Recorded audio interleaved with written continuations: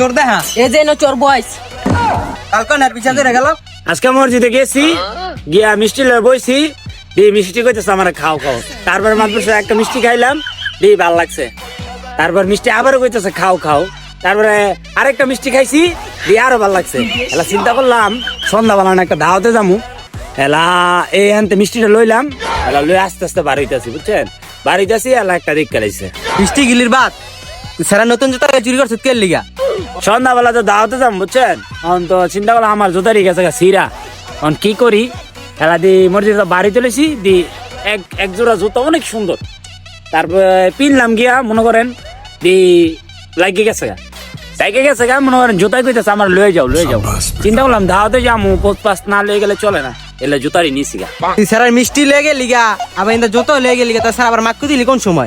হ্যাঁ আমার দেখ খেলাই শোনো না, মিষ্টি আর জুতা গেলি বাইক থুয়ে মনে করেন হেদি নামাজ পড়তাছে, তারপরে সেজদাটা দিছে আর ইমন এক মাক্কু দিছিনি, মাক্কুটা দি খিচ্চা দৌড়।